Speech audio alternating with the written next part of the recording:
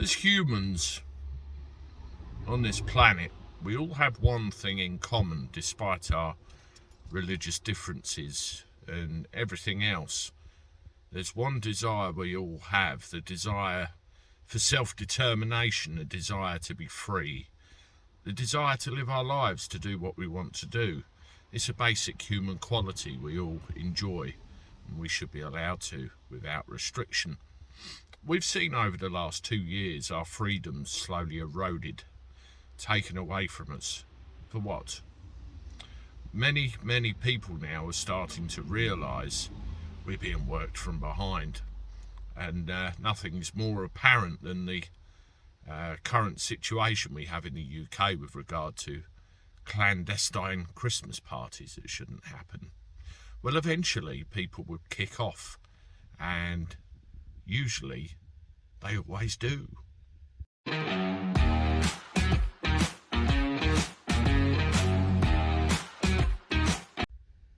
How do everyone? Welcome back to the channel for a Sunday. Hope you're doing all right. I'm not too bad. Let me know how your day's gone in the comments below and what you've been up to. It's been quite an interesting day really on the news front. Listen, we've got a problem, haven't we? We've had 2 years of shit.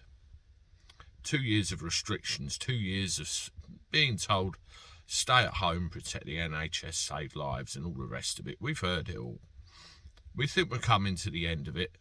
Boris has a Christmas party, and then all of a sudden, Plan B is here. And then we find out, and I brought a video to you about this yesterday, Plan C might be just round the corner. D might be next, D might be F, and then F after that. F could stand for fuck right off for all I care. That's how ridiculous the whole thing is now sounding. One thing that very much disturbs me is the whole idea of a mandate. Being told that you've got to do something that you don't want to do. Being told you've got to put something into your body, into your person. You don't want to be there. No one has that right to make you do such a thing. No one. They tried this in a previous world war, for those of you that know your history and are old enough to remember.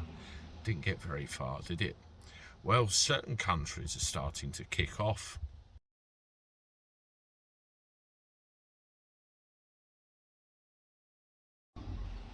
The people of Vienna have had just about enough of it, and they're coming out in their thousands to say no. Other countries around the world have had enough of it. They're coming out in their thousands to say no. I read reports about a week ago where there was a Christmas market where they were asking for proof of status.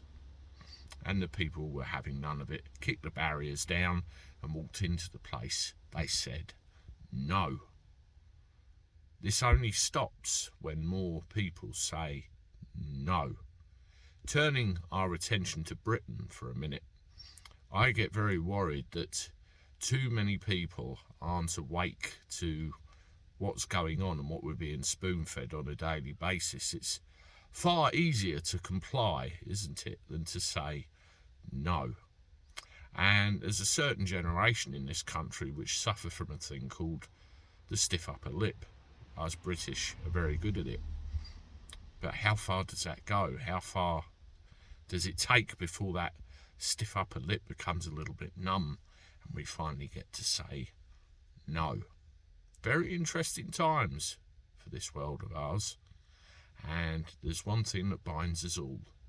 We want to be free. We want to get on with our lives. We want to live them to the best of our abilities.